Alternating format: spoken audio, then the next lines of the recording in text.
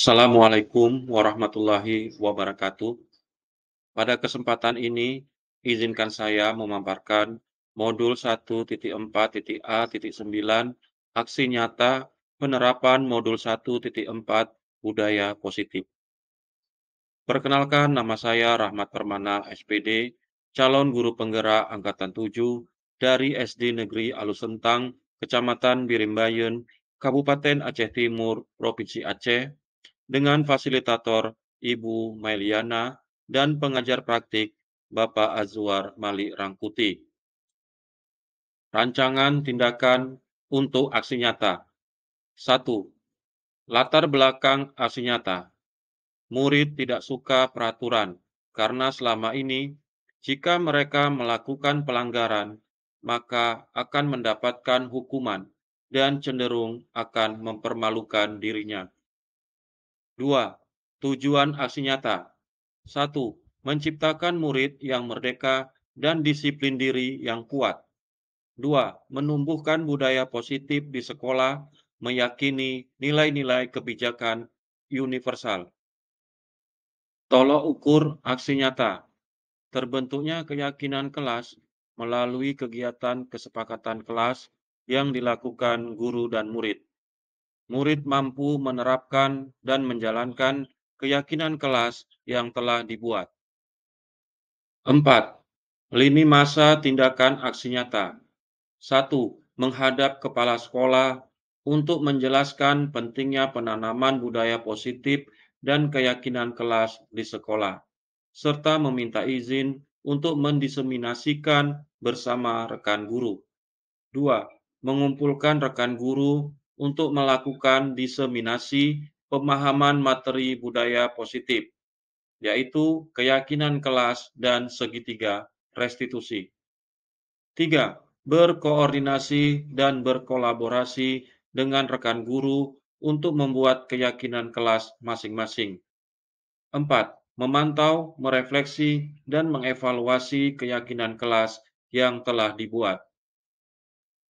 5. Dukungan yang dibutuhkan. 1. Dukungan dari kepala sekolah, rekan guru, serta murid agar tindakan yang telah disusun dapat dilakukan secara lancar dan menyeluruh. 2. Saran dan prasarana untuk menumbuhkan budaya positif di sekolah. 3. Orang tua dalam melakukan budaya positif di rumah.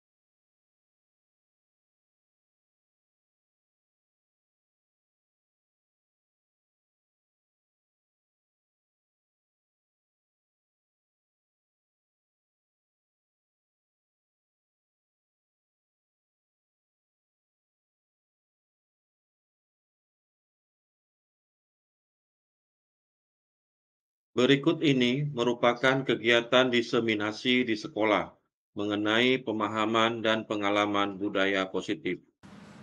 Assalamualaikum warahmatullahi wabarakatuh. Waalaikumsalam warahmatullahi wabarakatuh. Alhamdulillahirabbil alamin, wassalatu wassalamu ala asrafil anbiya'i wal mursalin wa ala alihi wa ashabihi ajmain. Puja-puji syukur bersama-sama kita panjatkan kehadirat Allah Subhanahu wa taala yang telah memberi kita keselamatan, kesehatan, umur yang panjang sehingga kita dapat melaksanakan diseminasi tentang aksi nyata modul 1.4 budaya positif menyebarkan pemahaman dan pengalaman penerapan budaya positif oleh Bapak Ahmad Permana SPD, CGP Angkatan 7 SD Negeri Alusentang, Kecamatan Biringbayan, Kabupaten Aceh Timur, Provinsi Aceh. Selawat berangkaikan salam mari sama-sama kita sajungkan ke pangkuan alam Nabi besar Muhammad SAW beserta keluarga dan sahabatnya sekalian. Yang saya hormati ibu-ibu Dewan Guru SD Negeri Alusentang pada sore hari ini yang mengikuti diseminasi tentang menyebarkan pemahaman dan pengalaman penerapan budaya positif.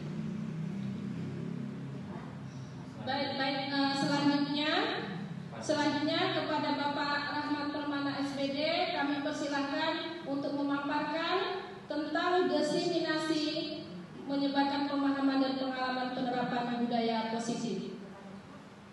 Kepada Bapak kami persilahkan dengan segala hormat. Terima kasih Ibu atas kesempatannya. Assalamualaikum warahmatullahi wabarakatuh. Waalaikumsalam warahmatullahi wabarakatuh. Puji dan syukur marilah sama-sama kita panjatkan kehadiran Allah Subhanahu wa taala, di mana kita masih diberikan kesempatan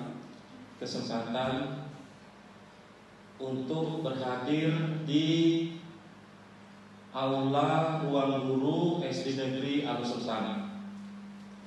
Selanjutnya selawat serta salam kita sajikan ke pangkuan Nabi besar Muhammad SAW beserta keluarga dan sahabat beliau yang telah membawa kita dari zaman jahiliyah ke zaman Islamiyah, dari zaman kebodohan ke zaman yang penuh dengan ilmu pengetahuan yang kita rasakan sampai saat ini. Yang saya hormati ibu-ibu Dewan Guru SD Negeri Alusentang yang telah berhadir mengikuti kegiatan tugas dari saya selaku calon guru penggerak angkatan 7, yaitu mengenai materi aksi nyata modul 1.4 budaya positif dengan bertemakan menyebarkan pemahaman dan pengalaman penerapan budaya positif. Ibu-ibu sekalian yang saya hormati, pada kesempatan ini saya harus menyampaikan atau memperkenalkan diri saya. Saya adalah bagian dari ibu-ibu guru di SD Negeri Alusentang yang pada tahun lalu berkesempatan mengikuti pendidikan guru penggerak, calon guru penggerak angkatan 7. Nah, pada hari ini ibu-ibu saya diberikan tugas untuk menyampaikan pemahaman budaya positif yang sebelumnya telah saya diskusikan di ruang Zoom meeting bersama fasilitator dan juga pengajar praktik. Nah, jadi di sini saya perkenalkan juga fasilitator saya, yaitu Ibu Mailiana SPD MM, dan pengajar praktiknya Bapak Azwar Malik Rangkuti SPD. Nah, beliau berdua yang telah membimbing kami dalam diskusi-diskusi dan tugas-tugas eksplorasi konsep di LMS. Jadi Di sini saya harus melakukan aksi nyata tentang penerapan budaya positif. Baik, kita lanjutkan ke slide berikutnya. Ya, di sini saya mengapresiasi kepada ibu-ibu guru hebat yang mau belajar bersama kami dan juga berkolaborasi. Kita saling mendukung demi mewujudkan disiplin positif di sekolah kita yang tercinta, SD Negeri Alus-Sentana. Baik, pada slide ini ibu-ibu saya tampilkan mengenai konsep utama modul budaya positif. Nah, budaya positif ini itu berangkat dari yang pertama namanya disiplin positif dan nilai-nilai kebijakan universal. Nah, di sini ada perubahan paradigma. Di mana perubahannya?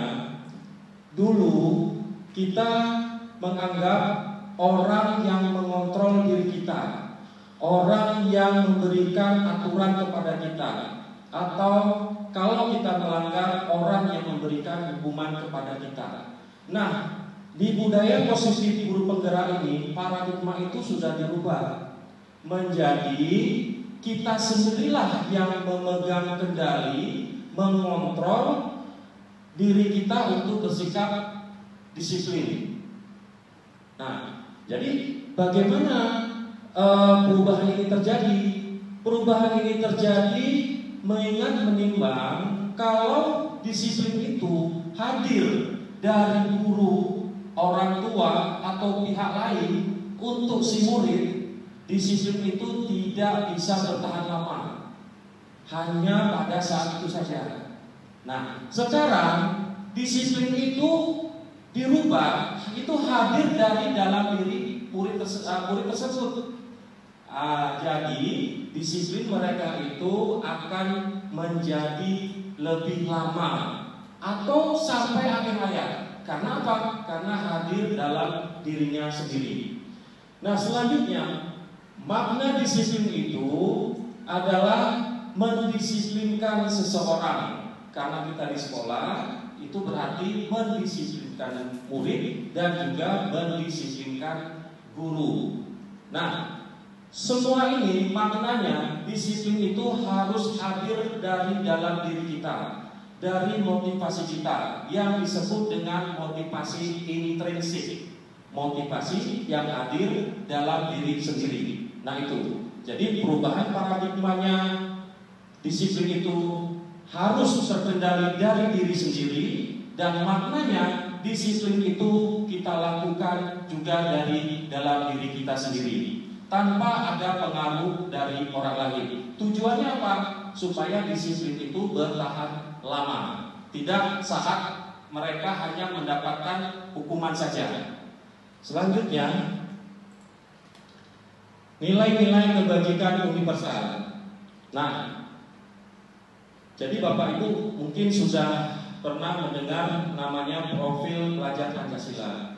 Di sini ada 6 pilar yang menjadi identitas bagi pelajar yang memiliki nilai-nilai Pancasila. Nah, itu yang pertama, beriman, bertakwa kepada Tuhan Yang Maha Esa dan berakhlak mulia, sampai ke bernalar kritis. Ini 6 pilar profil pelajar Pancasila. Selanjutnya di poin 1.3.2, IU Primarius Program atau IEP. Nah, sikap murid. Jadi di sini ditekankan sikap murid memiliki rasa toleransi, rasa hormat, rasa integritas, selanjutnya sampai komitmen. Nah, ini semuanya termasuk dalam kebajikan universal. Kenapa dinamakan kebajikan universal? Artinya sesuatu hal yang baik dan sudah diakui secara umum. Jadi universal itu artinya umum. Jadi tidak lagi ada debat pada kebajikan ini. Semua orang setuju dengan kebajikan ini. Contoh, sikap murid bertoleransi. Misalnya si A dengan si B bertoleransi dalam hal menghormati si A melakukan ibadah menurut agamanya. Nah, si B juga dia harus memiliki rasa toleransi terhadap si A untuk melakukan ibadah sesuai dengan agama. Nah, ini toleransi ini merupakan kebajikan universal yang tidak dapat lagi kita persoalkan. Nah, inilah yang namanya kebajikan universal, kebajikan yang sudah dipatuhi oleh semua orang. Selanjutnya, kebajikan universal itu juga ada di 9 pilar karakter. Nah, di sini ada cinta Tuhan dan segenap ciptaannya atau makhluknya, sampai dengan toleransi, kedamaian, dan kesatuan.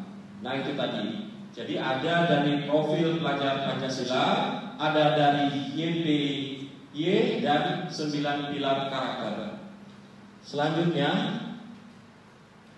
ada petunjuk seumur hidup dan keterampilan hidup, lifelong guideline and life skill.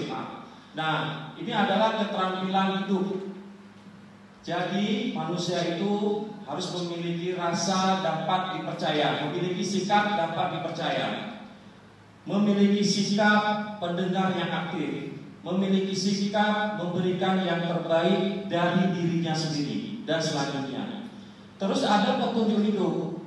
Nah, dia berbuat ini itu ada satu tujuan dalam hidupnya, itu menjadi orang yang peduli, orang yang memiliki keingintahuan, orang yang ingin memiliki kesabaran, terus sampai menjadi orang yang ingin bertanggung jawab. Nah, itu menjadi petunjuk hidupnya.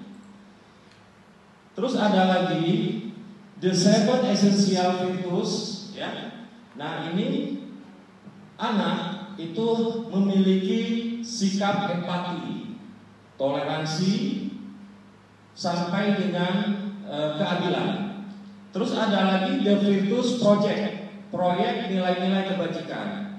Nah, anak juga memiliki rasa peduli, terus terang, menjaga kebersihan, terus sampai menjadi orang yang memiliki pengertian.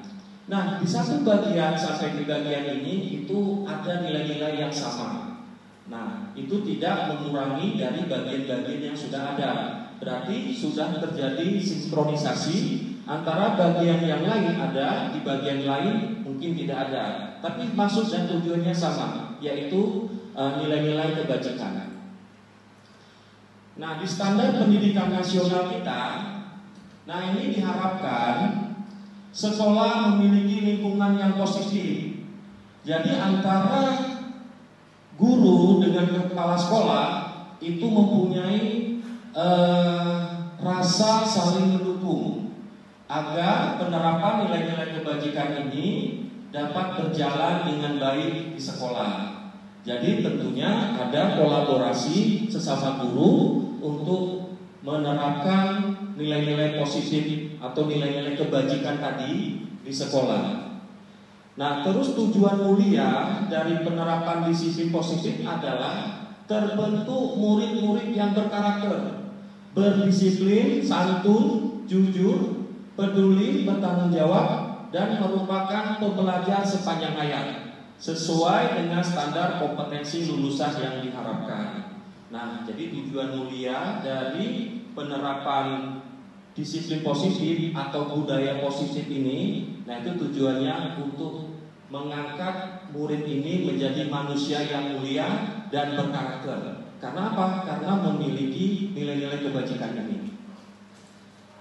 Nah, selanjutnya di bagian 2 dari konsep utama modul budaya positif itu ada namanya teori motivasi, hukuman, penghargaan, dan restitusi. Nah, ini menjadi pertanyaan besar bagi kita. Teori motivasi itu seperti apa? Nah, teori motivasi itu ada 3 motivasi perilaku manusia. Teori pertama, manusia itu termotivasi untuk menghindari ketidaknyamanan atau hukuman. Nah, dia pasti mempunyai motivasi, jangan sampai aku kena hukuman, jangan sampai aku kena marah, jangan sampai aku tidak nyaman dengan kondisi ini. Nah, itu ada motivasi pada diri manusia. Artinya cari selamat, cari tempat yang nyaman. Nah, itu. Yang kedua, teori kedua, manusia itu termotivasi untuk mendapatkan imbalan atau penghargaan dari orang lain. Nah, jadi mungkin ada orang melakukan sesuatu itu karena mengharapkan imbalan, mengharapkan pujian, atau mengharapkan penghargaan dari orang lain. Nah, itu motivasi orang melakukan sesuatu. Terus yang ketiga, motivasi perilaku manusia yang ketiga, yaitu manusia termotivasi untuk menjadi orang yang mereka inginkan dan menghargai diri sendiri dengan nilai-nilai yang mereka percaya. Nah, contohnya, di tahun ini aku harus dapat nilai yang baik di kelas. Nah, itu dia termotivasi untuk menjadi orang yang bisa dihargai, baik dari dirinya sendiri maupun dari orang lain, baik guru atau teman. Nah, contoh lagi misalnya di lingkungan masyarakat, ada orang yang mungkin cenderung ingin menjadi orang yang berpengaruh, baik di desa, di daerah ataupun maupun di provinsi. Bisa dia menjadi kepala desa, bisa menjadi bupati, wali kota. Karena apa? Dia termotivasi untuk menjadi orang seperti itu karena dia ingin dihargai dan mengangkat harga dirinya. Dan menurut mereka percaya bahwasanya yang dia raih itu dapat mengangkat derajatnya. Itu manusia memiliki motivasi seperti itu. Selanjutnya mengenai hukuman, konsekuensi dan restitusi. Nah, hukuman ini bersifat satu arah. Jadi biasanya murid itu menerima hukuman dari guru, dari kepala sekolah, ataupun dari peraturan yang sudah dibuat. Nah, jadi murid ini merasakan beban psikis atau beban moral dari dalam dirinya karena mereka mendapatkan hukuman, mendapatkan teguran itu berdasarkan dari satu arah. Terus yang kedua itu ada namanya konsekuensi. Nah, konsekuensi ini berbeda dengan hukuman. Konsekuensi ini adalah imbalan ataupun sesuatu yang harus dia lakukan akibat dari yang telah dia perbuat. Contoh yang gampangnya, murid atau si A, murid kelas 6 misalnya. Si A ini menumpahkan air di dalam kelas atau di ruangan kelas secara tidak sengaja. Nah, begitu. Kalau menurut konsekuensi harus ada tindakan imbal balik bagi si A tadi yang menumpahkan air tadi walaupun tidak sengaja. Contohnya apa konsekuensinya? Dia harus membersihkan tempat yang basah tadi akibat air yang dia tumpahkan. Nah, itu konsekuensi. Nah, terus ada lagi misalnya guru olahraga. Si A ini terlambat masuk sekolah pada saat jam pertama pelajaran olahraga. Nah, karena terlambat, si A tadi ini disuruh membersihkan WC atau kamar mandi. Nah, tapi bentuknya sama seperti imbalan atau dia berbuat salah, dia juga harus bertanggung jawab. Memang seperti konsekuensi, tapi itu tidak tepat. Kenapa? Konsekuensi ini diberikan pada murid yang sesuai dengan pelajarannya. Nah, jadi kalau murid terlambat pada saat jam pelajaran olahraga, nah itu kalau menurut konsekuensi itu sebaiknya diberikan konsekuensi atau imbalan yang harus dia lakukan itu bisa berlari keliling lapangan olahraga karena tepat dengan mata pelajarannya. Terus bagaimana kalau kejadian itu pada saat pada pelajaran matematika. Nah, jika terlambat pada saat mata pelajaran matematika, nah itu bisa diberikan konsekuensinya melakukan perkalian untuk membayar atau melunasi akibat keterlambatannya itu. Jadi konsekuensi di sini maksudnya sesuatu yang diberikan kepada murid disesuaikan dengan pelajaran pada saat kejadian itu. Nah, itu yang namanya konsekuensi. Kalau di luar itu larinya ke nomor 1 menjadi hukuman.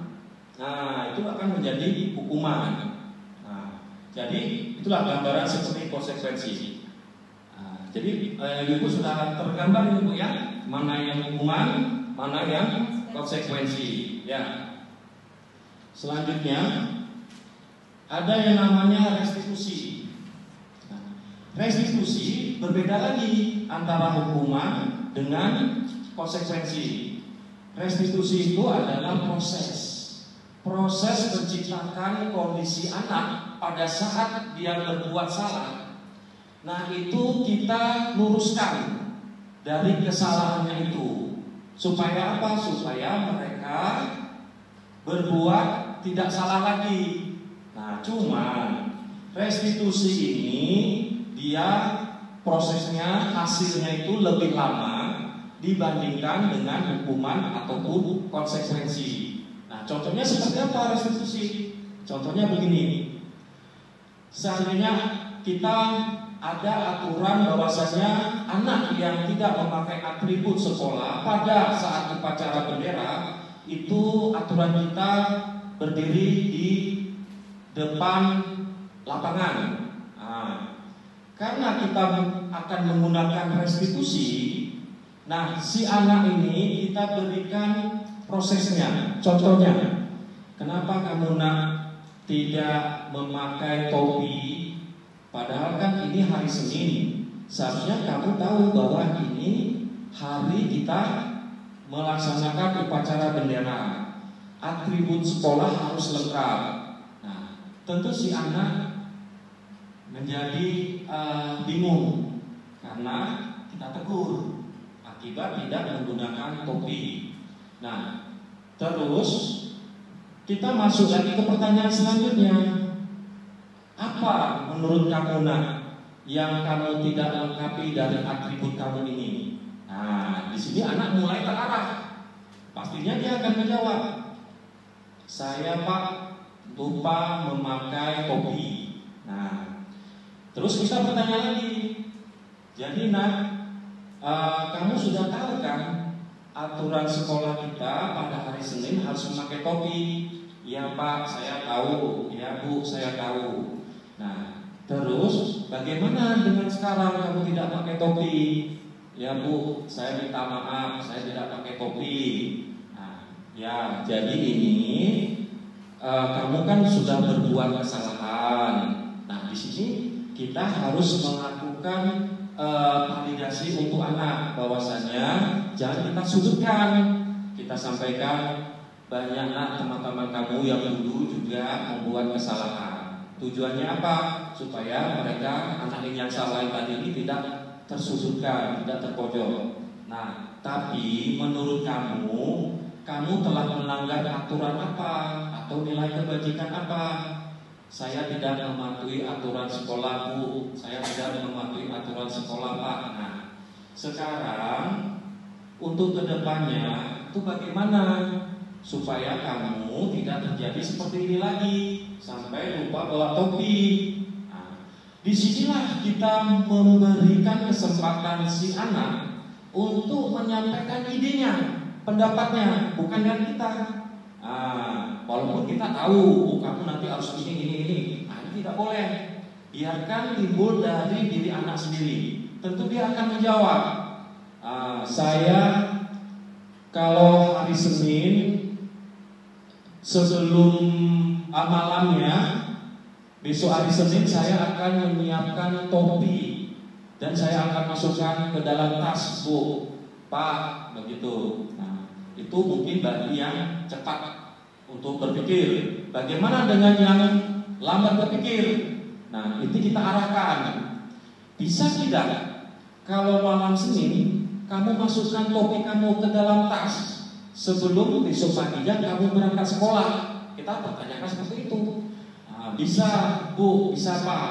Nah, coba tadi bagaimana menurut kamu yang Ibu sampaikan tadi? Tadi Ibu bilang bahwasanya saya malam Senin harus memasukkan topi ke dalam tas supaya besok pagi saya tidak lupa membawa topi ke sekolah. Nah, inilah yang dinamakan dengan restitusi.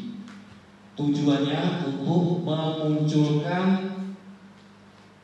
satu motivasi di dalam diri anak tersebut. Nah, bagaimana dengan hukuman aturan tadi sekolah bahwasanya yang tidak pakai topi kita berdiri di lapangan. Nah, lama-lama aturan awal bagi si anak yang lupa topi itu jangan lagi kita berdirikan dia di depan lapangan.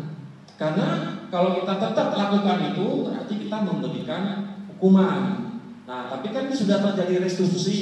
Nah, kita berikan kesempatan kepada si anak ini boleh bergabung dengan siswa lain atau kita kumpulkan ya, tapi tidak di depan lapangan. Tujuannya apa? Supaya mereka tidak malu. Nah, itu. Nah, inilah macam-macam restitusi yang sudah saya rangkum dalam penyampaian tadi. Nah, selanjutnya ini ada namanya identitas gagal, ibu-ibu. Jadi identitas gagal itu datangnya dari hukuman. Kenapa? Karena berlaku hanya pada sebuah institusi, berlaku pada sebuah kejadian. Nah, hukuman itu mereka terima. Tapi misalnya kamu nanti hari Senin jangan lupa ya bahwa ini kamu sekarang berdiri ya. Itu pada saat itu. Tapi berikutnya si anak ini karena itu sifatnya hukuman, tidak dari kesadaran diri dia. Nah, ini tidak dapat berlanjut pada kehidupan nyata. Ini kekhawatiran kita ke depan. Karena hukuman, karena teguran baru dia mau berbuat. Nah, tapi kalau kita lakukan restitusi, itu akan muncul kesadaran dari dirinya. Nah, terus murid atau anak ya itu akan membenci peraturan kalau kita memberikan dengan hukuman. Terus ada lagi identitas sukses. Nah, identitas sukses ini ada dua. Ada disiplin karena konsekuensi dan ada disiplin karena restitusi. Nah, jadi sebagai pendidik kita bisa bermain di dua disiplin ini, baik yang bersifat konsekuensi dan yang bersifat restitusi. Nah, di antara dua ini mana yang terbaik? Yang terbaik adalah restitusi. Memang prosesnya lama, tapi hasilnya akan maksimal. Kenapa restitusi? Karena dia fokus pada pemecahan masalah dan dalam jangka waktu panjang. Kalau anak itu berbuat lagi, kita lakukan lagi seperti itu, pengulangan lagi. Nah, terus murid atau anak menghormati dirinya dan orang lain.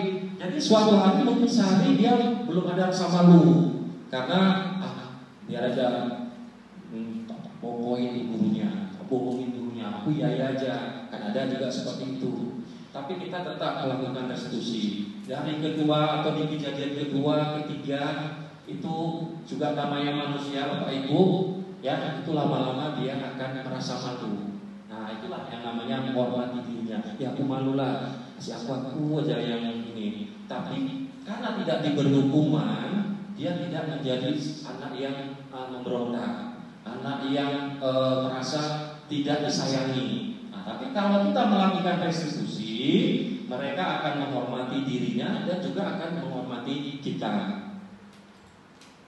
Nah, selanjutnya ada yang namanya budaya yang negatif. Nah, itu sudah saya sampaikan tadi sebentar dari hukuman. Nah, ini akan menjadi negatif karena mendorong menyalahkan diri. Jadi si murid ini akan merasa terus bersalah karena hukuman yang terus dia terima, dan menjadi diri dia itu menjadi konsep diri yang buruk. Nah, terus kalau di netral, di konsekuensi, nah ini masih bisa.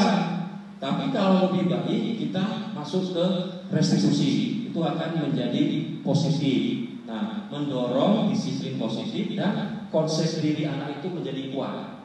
Nah, baik, selanjutnya, nah, jadi ibu-ibu, penghargaan ini juga bisa menjadi hukuman bagi murid. Loh, kok bisa?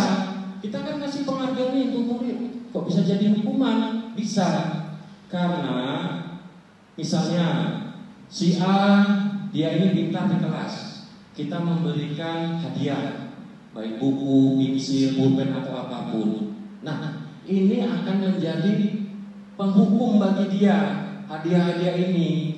Kok bisa begitu? Ya, karena lambat laun pengaruhnya itu, baik jangka pendek atau jangka panjang, dia berbuat sesuatu itu karena mengharapkan hadiah, dia mengharapkan imbalan. Rasa dia itu menjadi orang yang ikhlas itu akan menurun, karena sejak ini kita sudah memberikan hadiah. Nah, begitu. Dan juga bagaimana penghargaan itu supaya tidak menjadi penghukum. Penghargaan itu bisa berupa verbal atau kata-kata atau pujian atau apresiasi. Nah, ini lebih baik dibandingkan kita memberikan hadiah atau benda. Nah, itu. Dan jangkanya dia lebih panjang. Jadi dia berbuat sesuatu itu tidak mengharapkan hadiah. Ya. Selanjutnya ada yang ketiga, keyakinan kelas. Jadi nilai-nilai kebajikan itu kita bawalah ke kelas menjadi keyakinan kelas atau kesepakatan kelas. Nah, nanti Bapak Ibu bisa lihat saya tempel di dinding, ada di kelas 6A, 6B, 5A, 5B sudah saya tempel. Itu hadirnya dari mana kesepakatan kelas? Dari hasil musyawarah dengan murid. Bukan saya buat sendiri. Tidak boleh ribut di kelas, bukan. Itu hasil interview dengan anak-anak.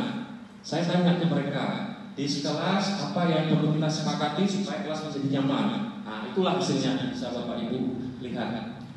Oke, selanjutnya, nah, perlu kita sadari ibu-ibu bahwasanya manusia itu memiliki kebutuhan dasar. Yang pertama, kebutuhan bertahan hidup.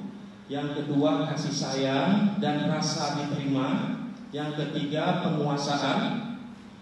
Keempat, kebebasan. Kelima, kesenangan. Ini kebutuhan dasar manusia. Jadi murid juga memiliki kebutuhan ini, memiliki kebutuhan yang 5 ini. Dia mungkin bandel di kelas, berarti salah satunya ini tidak terpenuhi kebutuhannya. Mungkin bisa dari kasih sayang dengan orang tua, bisa kasih sayang dengan keluarga, juga bisa kasih sayang dari kita. Nah, jadi apapun yang terjadi di diri manusia keluar dari nilai-nilai kebajikan, karena di antara 5 ini ada yang tidak terpenuhi di dalam dirinya. Contoh, mungkin kalau saya lapar, saya tentu bicara ini juga tidak nyaman, karena kebutuhan saya di poin 1 bertahan hidup, nah itu tidak terpenuhi seperti itu. Ya. Terus ada lagi dunia berkualitas saya. Nah, ini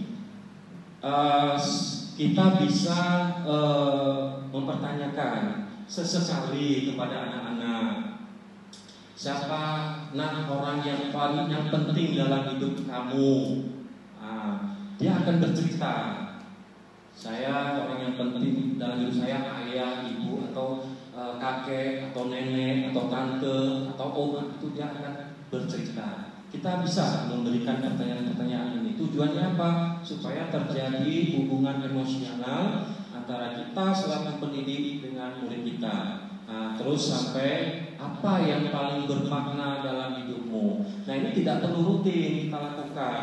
Ini kalau lebih efektif bisa di awal tahun ajaran baru. Nah, ini tujuannya apa? Ada kedekatan kita dengan anak, atau dengan anak kita sendiri di rumah. Nah, kita bisa lakukan ini. Itu karena kita sebagai guru, satu sisi kita sebagai guru mengajar anak orang, di rumah kita juga mengajar anak sendiri. Jadi kita mempunyai 2 dimensi. Nah, terus yang kelima, restitusi 5 posisi kontrol. Nah, di sini ada sikap kita sebagai guru, mungkin sebagai penghukum, terus pembuat merasa bersalah, terus memposisikan teman. Kalau penghukum seperti apa? Nah, penghukum itu kita selalu memberikan hukuman kalau murid itu membuat kesalahan. Terus kalau membuat merasa bersalah seperti apa? Nah, misalnya kita ngomongnya pelan lemah lembut tapi nyelekit gitu. Tapi nusuk di hati murid itu. Nah, ini kita membuat rasa bersalah. Terus kita memposisikan teman. Nah, kita anggap muridnya itu sebagai teman. Nah, itu ada juga posisi guru yang seperti itu, menganggap muridnya sebagai teman. Andi, ini tolong Bapak. Ini. Nah, kita anggap dia itu teman. Nah, ini masih di posisi kontrolnya ya, baru 3, menghukum, membuat rasa bersalah, teman. Selanjutnya ada pemantau. Nah, ada juga guru yang sifatnya mantau. Itu ya, si Rudi itu ya, itu tadi manjat meja, ini udah nyepak kursi. Nah, kita pantau gitu kan. Nah, itu namanya tipe guru yang memantau. Terus ada yang terakhir namanya manajer. Nah, di antara 5 ini yang terbaik adalah manajer. Nah, yang pertama, posisi di mana guru berbuat sesuatu bersama dengan murid, mempersilahkan murid mempertanggungjawabkan perilakunya, mendukung murid agar dapat menemukan solusi atau permasalahannya sendiri. Nah, contohnya bagaimana? Contohnya seperti ini. Misalkan si A dengan si B tarik-tarikan baju. Copotlah kancing baju si A 3 buah. Nah, bagaimana dengan si B? Kita selaku guru manajer, ini kita ajak. Nah, itu bajunya, kancing bajunya si A itu kan sudah lepas 3. Itu bagaimana kalau dia nanti pulang tidak bajunya tidak ada kancing lagi? Nanti mamanya marah. Nah, tentu si B kan bingung ini, gimana kan begitu kan? Nah, dalam posisi manajer ini kita harus mengajari si B tadi itu menjahit kancing baju si A. Nah, mengajari bukan menjahitkan, mengajari. Terus si B melakukan untuk menjahit kancing bajunya si A tadi. Nah, inilah posisi kita manajer. Lah kesuwen, kelamaan, harus ngajari inilah memang tuntutnya seperti itu. Supaya kita menjadi guru yang bersifat manajer. Nah, terus ada namanya segitiga restitusi. Nah, inilah yang tadi saya sampaikan, bagaimana kita menyelesaikan masalah untuk si anak. Nah, di sini kita melakukan yang pertama, sisi pertama itu segitiga kan ada 3 sisi. Nah, sisi pertama itu menstabilkan identitas dulu. Jadi kalau anak itu berbuat salah, kita tenangkan dulu dia. Tidak apa-apa nak, kawan kamu juga dulu ada yang berbuat seperti kamu. Nah, itu kita stabilkan jiwa dia dulu. Nah, terus yang kedua, sisi kedua, nah ini validasi tindakan yang salah. Jadi kesalahan itu jangan kita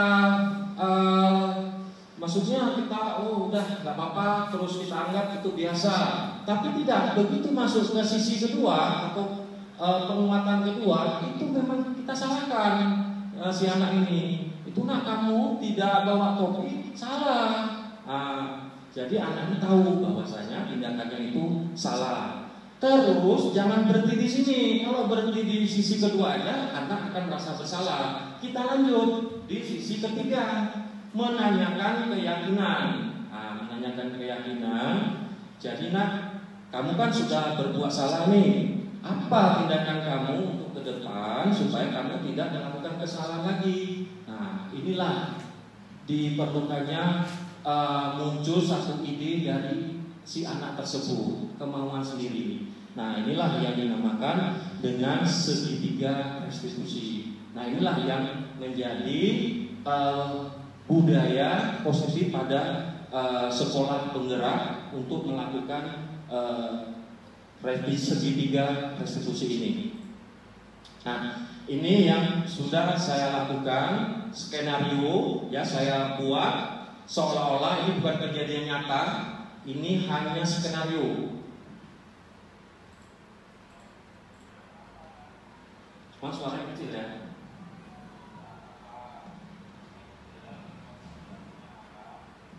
Bisa dengar tuh ya.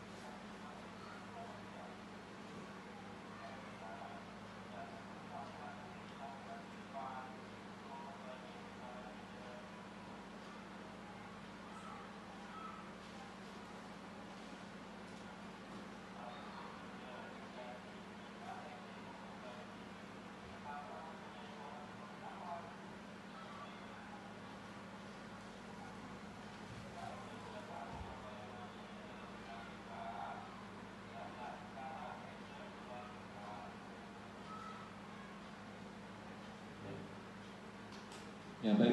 Nah ini skenario pertama. Jadi saya melakukan segitiga restitusi. Nah, semuanya itu kita pertanyakan untuk menggali ide-idenya atau pendapatnya untuk menjadi modal dia, menjadi anak yang berubah sesuai dengan yang terakhir dia katakan ingin menjadi orang yang bertanggung jawab. Nah ini muncul dari ide dia sendiri. Terus ada lagi skenario yang kedua. Ini tidak kejadian nyata ya Ibu, ini skenario saya.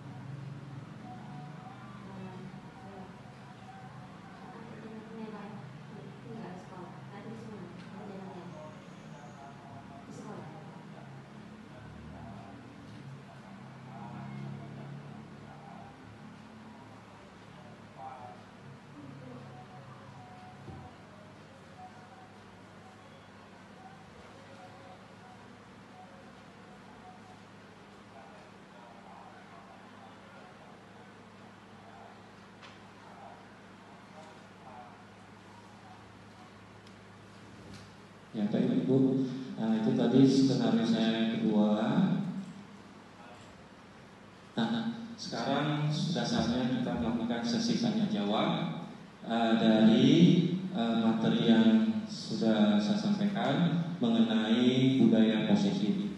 Ya silakan saya kembalikan ke Ibu moderator.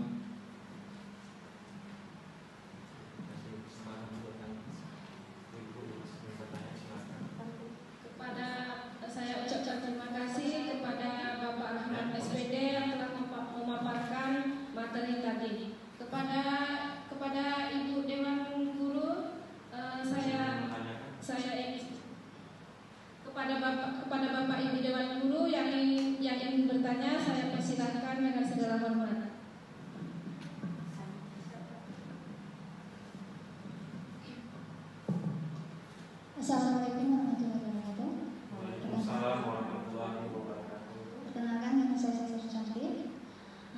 kasih sudah memberikan kesempatan untuk saya bertanya pada sesi ini.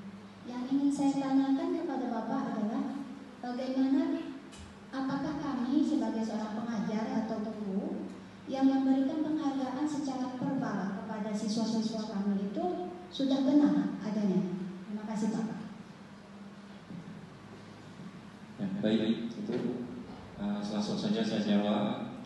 Jadi kalau ibu memberikan penghargaan kepada murid ibu melalui apresiasi atau ucapan-ucapan atau secara verbal, ini sudah tepat, sudah tepat. Karena di sini kita tidak memberikan berupa benda atau barang, tapi memberikan suatu apresiasi. Nah, mungkin ibu memberikan apresiasi, misalnya anak ini di depan kelas waktu menjawab soal benar. Ibu memberikan jempol saja kepada anak, itu sampai kapanpun dia ingat itu. Tapi kalau ibu kasih sesuatu benda, habislah itu.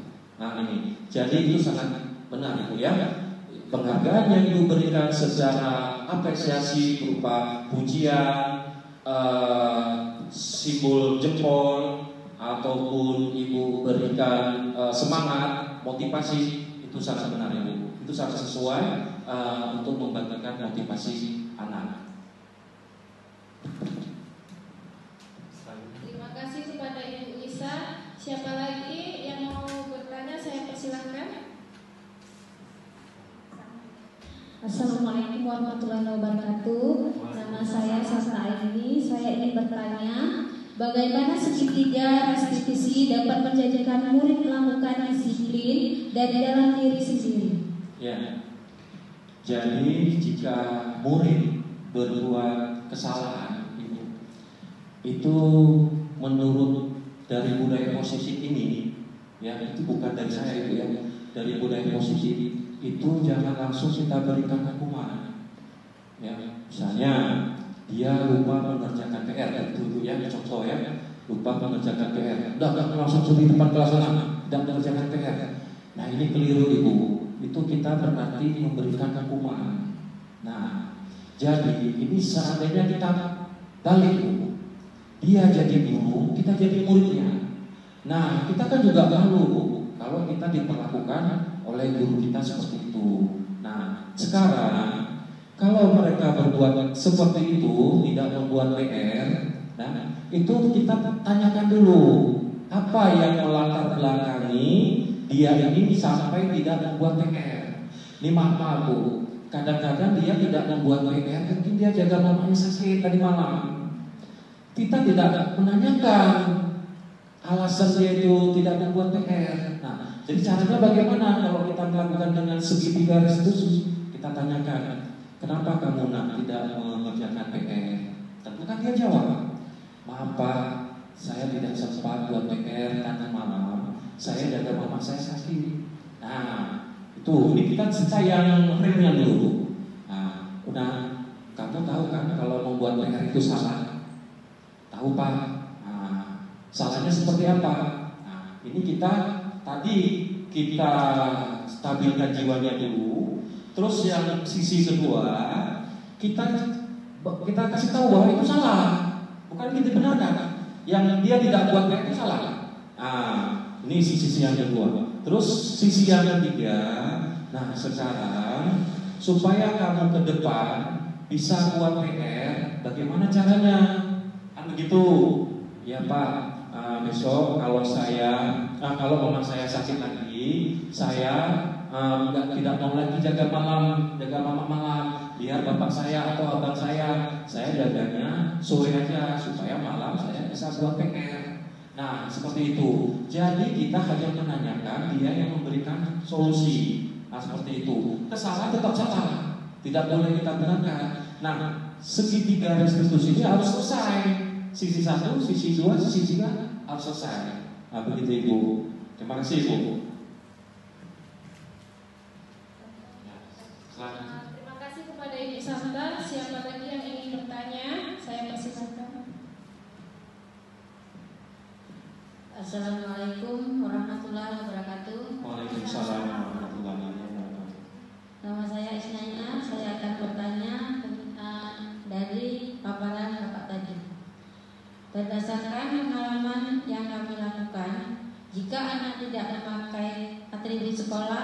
jika kita berikan hukuman berdiri di depan, karena menurut kami itu lebih efektif. Bagaimana dengan hal ini? Ya Bu. Jadi Bu, ada orang-orang bilang ya yang dulu sekolah udah lebih dulu dari kita itu mengatakan bahwasanya dulu kalau sama guru yang dulu kita dimarah, kita nggak ada istilahnya dendam. Kalau kita ngadu di rumah malah ditambahin lagi sama mama sama bapak kita, arti ditambahin nanti dimarah lagi, begitu. Nah tapi sekarang kalaulah kita berbuat kesalahan, kenapa kok anak menjadi melawan atau apa? Nah, jadi konteksnya begini, seperti yang Ibu tanyakan tadi, bagaimana dengan anak yang tidak lengkap atributnya pada saat sekolah? Padahal kami merasa efektif itu. Dia nggak pakai topi, langsung aja berdiri di lapangan atau di depan kelas, atau berdiri di kelas kaki satu, begitu. Itu lebih efektif. Besok kapok dia, nggak mau lagi dia. Benar Ibu, saya nggak menyalahkan, benar. Karena juga saya merasakan sekolah zaman dulu seperti itu, benar. Cuma sekarang juga kita tahu juga kalau anak dimarah kita ngomong sama orang tuanya bukannya dimarah, malah dibelain. Nah seperti itu. Jadi ini kan menjadi suatu hal yang juga repot bagi guru. Nah jadi kalau kita ada anak lupa dengan atribut lengkapnya, nah itu kita lakukan kembali Ibu dengan segitiga restitusi. Nah kita pertanyakan, misalkan atributnya yang lupa, misalnya dasi, ataupun dia lupa pakai kaos kaki, ya, atau tidak pakai kaos kaki, bukan lupa. Nah ini Ibu kita pertanyakan dengan segitiga restitusi lagi Ibu. Kenapa kamu tidak memakai kaos kaki? Nah gitu. Dan kita tanya juga tidak di depan kelas Bu, kita panggil masuk ke di ruangan guru yang 4 mata. Tujuannya apa? Supaya anak ini tidak malu. Nah itu, jadi tidak kawan-kawan lain tidak tahu. Pernah kejadian, saya cuma nanya aja, gitu kan. Cuman karena anak lain merasa aneh, dikerubungi Bu. Mau ada apa. Jadi sana akan menjadi malu. Nah jadi kasus Ibu tetap dilakukan dengan segitiga restitusi. Menanyakan kenapa dia tidak memakai kaos kaki atau tidak pakai dasi, terus kita salahkan dia. Ini salah. Ini salah. Bahwasanya kamu tidak mematuhi tata tertib sekolah. Nah terus kita tanyakan ke dia, apa solusimu supaya kedepannya kamu tidak lupa lagi memakai kaos kaki. Tentu dia akan memberi respon. Kalau dia tidak berespon, mungkin lambat, anaknya mungkin lama untuk berpikir, kita bantu. Besok mungkin bisa mengulangi lagi Ibu jangan terus merasa besok sudah berhasil ini. Kata Pak Ahmad pakai restitusi cokcer besok sudah anaknya nggak gitu lagi. Belum juga Ibu, kita lihat dulu progresnya. Mungkin dia mengulangi lagi, ketiga mengulangi lagi. Cuman tadi sudah saya sampaikan, di diri manusia itu ada rasa malu. Dia akan menghargai dirinya sendiri. Nah itu, insya Allah Bu, restitusi itu bisa untuk memberikan kepada anak untuk berubah. Nah demikian Ibu. Terima kasih. Terima kasih kepada Bu Sena. Selanjutnya siapa lagi yang mau bertanya? Assalamualaikum warahmatullahi wabarakatuh. Waalaikumsalam. Saya Eka Deviani ingin bertanya Pak, mengapa anak yang diberi penghargaan berupa barang itu tidak baik untuk budaya posisi? Baik Ibu. Jadi kita memberikan sesuatu itu kalau sifatnya benda, tapi kalau segala sesuatu itu dia harus melakukan itu harus kita berikan imbalan. Ini mereka akan menjadi anak yang materialistis. Nah ini di misalkan di sekolah, di kelas, misalkan kita suruh buat anak besok kamu buat keterampilan ini ya. Nah, itu. Jadi kalau dia sudah terbiasa mendapatkan imbalan, nanti dapat hadiah atau apa, nah dia melakukan ini, itu nanti ujung-ujungnya berharap seperti itu. Tidak ada lagi rasa tanggung jawabnya. rasa dia itu, oh saya ini melakukan ini untuk diri saya, itu tidak ada lagi karena dia sudah berharap dengan hadiah. Selama memang itu kita sudah paham ini memang dia butuhkan, dia butuhkan, itu. Tapi bukan dari sesuatu yang dia lakukan. Kamu kalau tidak bisa ini, saya kasih hadiah ini. Itu konteksnya tidak boleh seperti itu. Konteksnya tetap pujian, tapi kalau kita melihat dia itu butuh, berikan pada waktu yang lain. Tidak pada konteks dia itu melakukan sesuatu di kelas. Seperti itu. Mungkin ada pertanyaan lain lagi?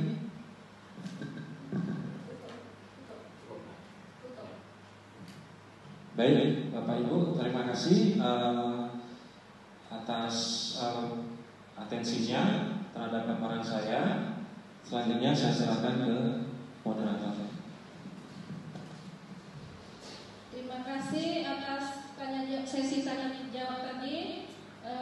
Karena waktu pun sudah sore, saya ucapkan terima kasih kepada Bapak Rahmat Permana SPD yang telah memaparkan diseminasi tentang aksi nyata modul 1.4. Semoga apa-apa yang dipaparkan tadi bermanfaat untuk kita sebagai guru dan untuk orang lain dan juga untuk anak didik kita.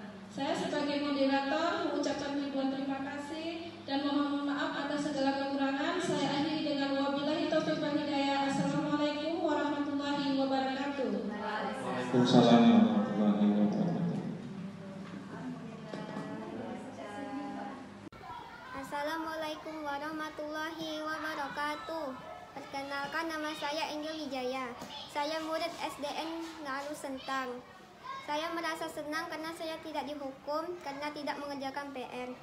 Saya hanya diberi motivasi dan diajak untuk memperbaiki kesalahan saya. Terima kasih Pak Rahmat. Assalamualaikum warahmatullahi wabarakatuh. Assalamualaikum warahmatullahi wabarakatuh. Perkenalkan, nama saya Bayu Pratama. Saya murid SDN Alu Sentang. Saya merasa senang karena ketika saat pembelajaran saya mengantuk di kelas, sehingga saya tidak fokus belajar di kelas. Saya tidak dihukum dan tidak juga dimarahi Pak Rahmat. Saya tadi diajari untuk memperbaiki kesalahan saya. Terima kasih Pak Rahmat. Assalamualaikum warahmatullahi wabarakatuh. Bismillahirrahmanirrahim. Assalamualaikum warahmatullahi wabarakatuh. Saya Serimpi SPD, rekan guru Pak Rahmat Permana SPD di SD Negeri Alu Sentang. Menurut saya dengan apa yang sudah dipaparkan oleh Pak Rahmat mengenai budaya positif sangat bagus diterapkan di sekolah ini, terutama mengenai disiplin positif untuk murid. Selama ini murid di SD Negeri Alu Sentang disiplinnya masih bersifat ekstrinsik, bukan intrinsik. Guru juga tahu untuk berada pada posisi kontrol sebagai manajer terhadap murid untuk mewujudkan disiplin intrinsik, yaitu disiplin muncul dari kesadaran diri sendiri. Diseminasi yang dipaparkan Bapak Rahmat Permana merupakan aksi nyata dalam program Guru Penggerak. Mudah-mudahan diseminasi tersebut dapat diterapkan di lingkungan SD Negeri Alu Sentang dan menjadi contoh bagi Bapak atau Ibu guru SD Negeri Alu Sentang yang nantinya membawa murid-murid menjadi disiplin, meningkatkan kenyamanan dan motivasi murid dalam belajar. Selanjutnya, capaian pembelajaran lebih meningkat untuk prestasi murid. Selamat kepada Pak Rahmat telah melaksanakan diseminasi dengan baik, lancar dan tanpa halangan suatu apapun. Demikian yang dapat saya sampaikan. Mohon maaf bila ada salah dalam penyampaian saya ini. Assalamualaikum warahmatullahi wabarakatuh. Akhir kata, saya benar-benar mendapatkan ilmu yang sangat bermanfaat pada modul 1.4 tentang budaya positif yang mengandung 1. Disiplin positif dan nilai-nilai kebijakan universal.